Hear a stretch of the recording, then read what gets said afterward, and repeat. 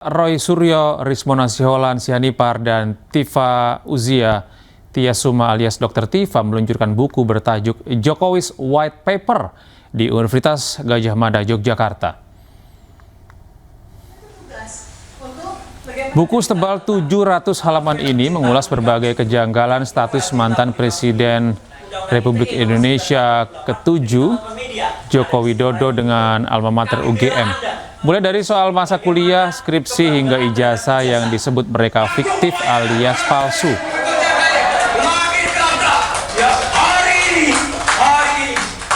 Salah satu yang diulas mendalam dalam buku ini terkait skripsi Jokowi yang dinilai janggal dan tidak layak disebut sebagai skripsi. Dari sikap kita, yang paling penting diajar oleh Ki Semar ini, kepada Semar ini, kepada Gareng, Petruk, dan Bagong.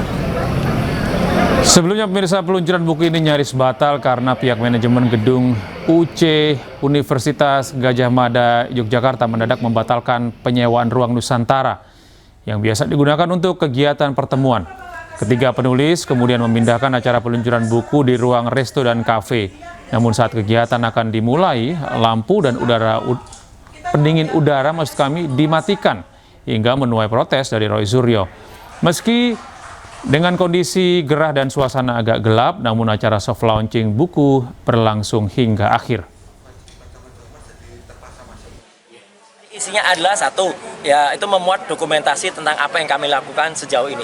Mulai dari kemudian ketika isu pertama kali ini keluar ya, isunya keluar di mana? Kebetulan isunya keluar di Jalan Kaliurang kilometer 14 ya. Ketika ada seminar waktu itu memilih dengan hati yang diselenggarakan oleh UII, moderatornya Mbak Rosiana Silalahi, ada Prof Mahfud MD, bisa tanyakan ke Prof Mahfud itu ya. Ada Bu Yasafi Ma'arif ya, sudah nggak ada. Kemudian satu lagi Jokowi. Waktu itu ada dialog santai gitu ya. Ada videonya juga yang mengatakan, oh untuk jadi presiden tuh IP-nya sebaiknya berapa? Prof Mahfud mengatakan IP saya 3,8. Nah Jokowi mengatakan IP saya di bawah 2 aja nggak ada gitu. Loh, kan mulai dari situ sebenarnya orang berpikir. Nah dari situlah muncul kemudian orang. Ya, pemirsa, pakar telematika Roy Suryo dan 8 orang lainnya meminta penundaan pemeriksaan ke Polda Metro Jaya dalam kasus dugaan fitnah ijazah palsu Presiden ke-7 Republik Indonesia Joko Widodo. Roy memastikan akan datang untuk memenuhi panggilan Polda Metro Jaya usai peringatan Hari Kemerdekaan.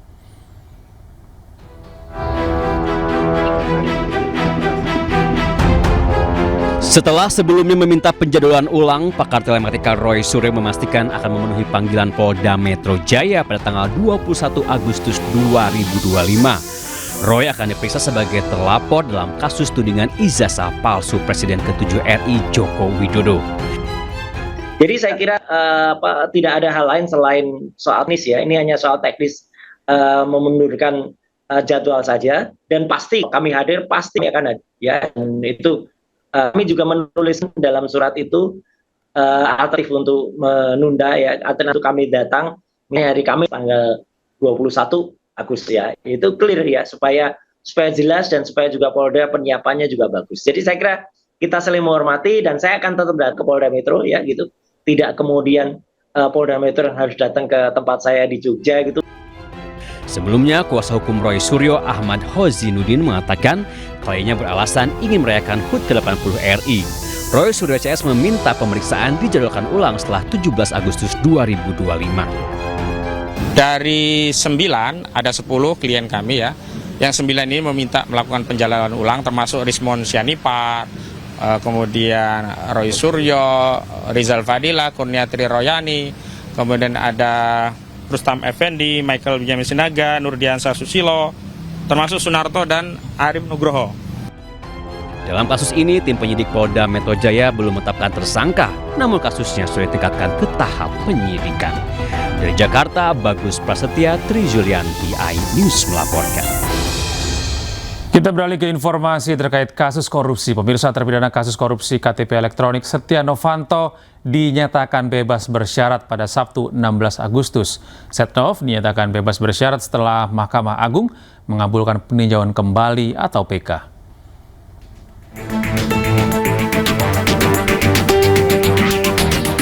Terpidana kasus korupsi KTP elektronik Setia Novanto mendapatkan bebas bersyarat dari Lembaga Pemasyarakatan Sukamiskin Kota Bandung.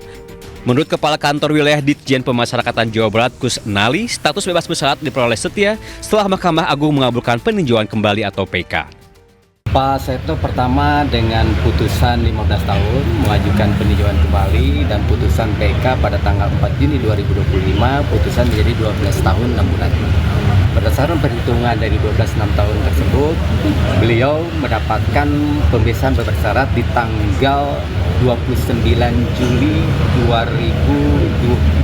Mei 2025 dan beliau sudah pelaksanaan pembebasan bersyarat di tanggal 16 Agustus tahun 2025. Dalam amar putusan peninjauan kembali beliau diputus 12 tahun 6 bulan dengan denda 500 juta subsidiar 5 bulan kurungan, ditambah dengan uang pengganti 49 miliar dengan pidana 2 tahun. Namun itu sudah dibayar sehingga beliau sudah bisa melaksanakan pembebasan bersyarat dan dilaksanakan pada tanggal 16 Agustus tahun 2020. Sementara itu, menurut Menteri Imigrasi dan Pemasyarakatan Agus Andrianto, pembebasan bersyarat kepada Setia Novanto sudah sesuai dengan aturan dengan telah menjalani 2/3 masa pidana. Ya, karena sudah melalui proses assessment dan yang bersangkutan berdasarkan hasil putusan PK itu sudah melampaui waktunya. Harusnya tanggal 25 yang lalu. September 2017 lalu, Setia Novanto ditetapkan sebagai tersangka dalam kasus korupsi KTP elektronik. Novanto awalnya sempat menang dalam pra-peradilan, sehingga statusnya sebagai tersangka gugur. Namun pada November 2017, KPK menetapkan Setia Novanto sebagai tersangka lagi. Tim Liputan iNews melaporkan. Ya pemirsa, bebasnya terpidana korupsi Setia Novanto menuai reaksi publik. Pakar hukum pidana menilai pembebasan koruptor kelas kakap itu dinilai tidak masuk akal.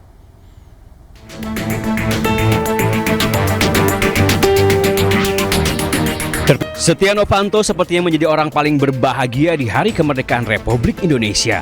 Setelah 7 tahun lebih mendekam di penjara, terpidana kasus proyek KTP elektronik tahun 2011-2013 itu dinyatakan bebas bersyarat.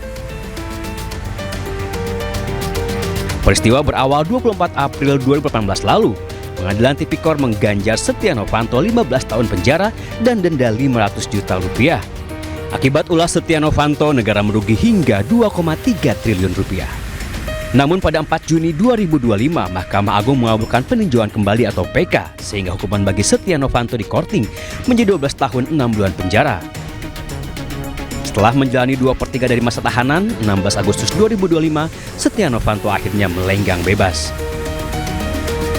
Menurut Abdul Fikar Hajar, pembebasan koruptor kelas kakap ini dinilai tidak masuk akal.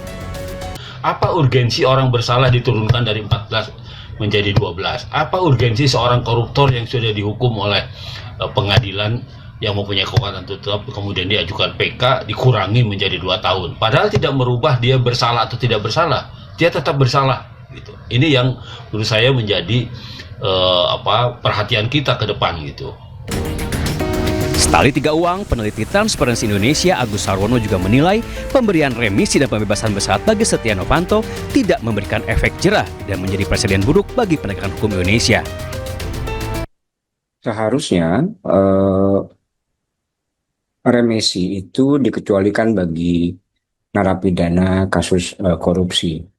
Dengan demikian efek jerah akan semakin terwujud gitu ya. Nah, dalam konteks ini semakin nampak bahwa pemerintah rasanya tidak serius dalam penanganan isu korupsi di Indonesia. Walaupun sudah dinyatakan bebas bersyarat, namun Setia Novanto masih dikenakan wajib lapor hingga April 2029. Ia juga dilarang menjadi pejabat publik hingga 2031. Tim Liputan iNews melaporkan. Ya pemirsa, tahun 2017 lalu kasus Setia Novanto sempat menghebohkan publik karena politikus ini banyak melakukan kebohongan dan penuh drama, mulai dari kecelakaan hingga mengaku sakit keras.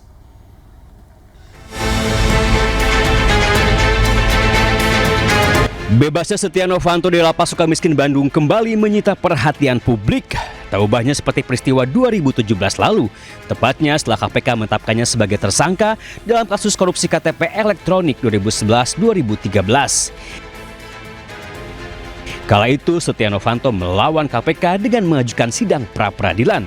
Selain melawan secara hukum, Ketua DPR 2014-2019 itu juga berupaya mengalihkan kasus hukumnya dengan serangkaian drama kebohongan. Drama pertama adalah saat ia dipanggil KPK untuk diperiksa sebagai saksi. Alih-alih datang ke gedung KPK, ia malah datang ke rumah sakit. Politisi Golkar itu mendadak sakit keras.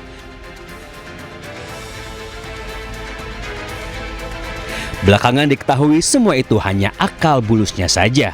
Novanto mendadak sembuh setelah PN Jakarta Selatan memutuskan status tersangka terhadap dirinya tidak sah. Tidak kalah cerdik, KPK bergegas menerbitkan sprindik baru. Novanto kembali menjadi tersangka. Sprindik terbit, Novanto mendadak hilang rimba hingga 3 kali mangkir dari panggilan KPK. KPK lalu menetapkannya sebagai DPO. Setelah surat DPO terbit, mendadak muncul kabar Novanto mengalami kecelakaan tunggal dan dirawat di rumah sakit. Pengacaranya saat itu, Frederick Yunadi, mengatakan Novanto babak belur hingga benjol sebesar bapau. Lagi-lagi semua itu hanya bohong belaka. Drama sang politikus akhirnya berakhir. 19 November 2017, KPK menahan Novanto sebagai tersangka. 4 bulan kemudian, Novanto dinyatakan bersalah dan terbukti melakukan korupsi KTP elektronik. Menjatuhkan pidana oleh karena itu kepada terdakwa Setia Novanto dengan pidana penjara selama 15 tahun dan pidana denda sebesar 500 juta rupiah dengan ketentuan apabila pidana denda tersebut tidak dibayar, maka diganti dengan pidana kurungan selama 3 bulan. 8 tahun kemudian, berkat peninjauan kembali dikabulkan Mahkamah Agung, vonis Novanto dikorting menjadi 12,5 tahun. Kemarin 16 Agustus 2025, setelah menjalani 2/3 masa tahanan, sang aktor pun melenggang bebas tanpa ada lagi benjol sebesar bapau. Tim Liputan iNews melaporkan.